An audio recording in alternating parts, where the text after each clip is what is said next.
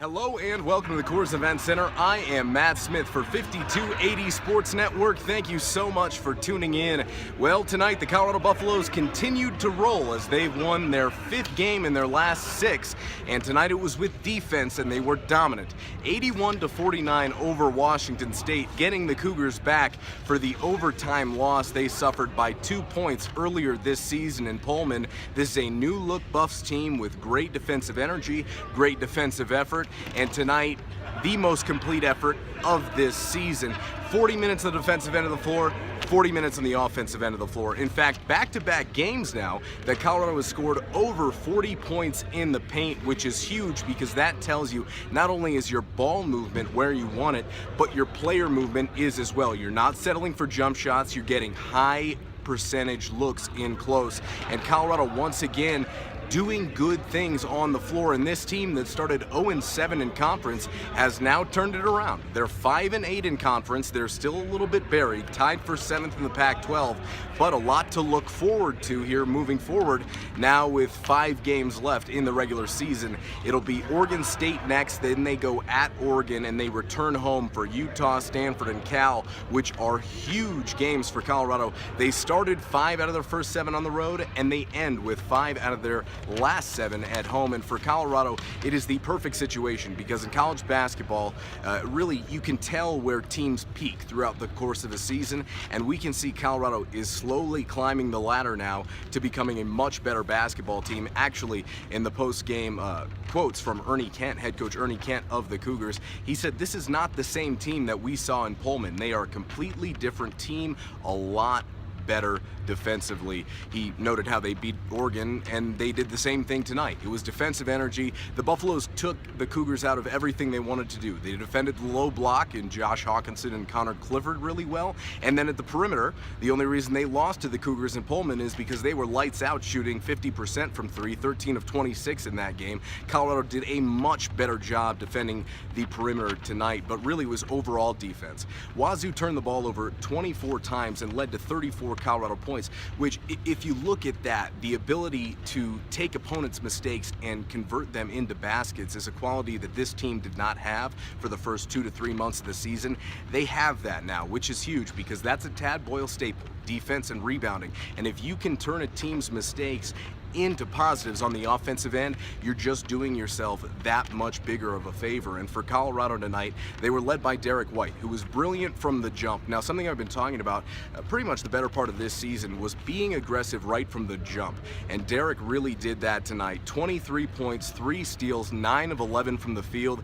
He was nails early and finished the same exact way. A very nice performance. Another big note tonight, Xavier Johnson and Wesley Gordon returned to the lineup. They started this evening. XJ just 1 of 8 from the field, trying to find his shot a little bit, but did contribute on the glass and making his teammates better. He had 5 rebounds and 3 assists tonight. Wes Gordon was a guy who not only Tad Boyle brought up in the post-game press conference, but so did Derrick White as being somebody whose defensive effort really carried the Buffs, especially early in that second half.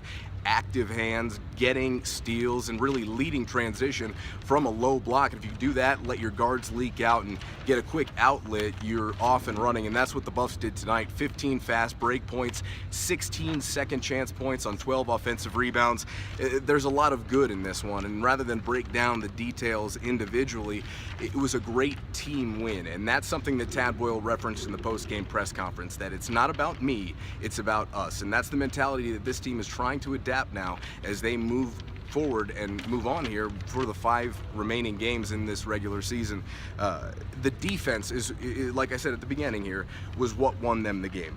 They caused 24 turnovers. They held the Cougars to under 40% from the field, 38%. They had 12 steals, actually.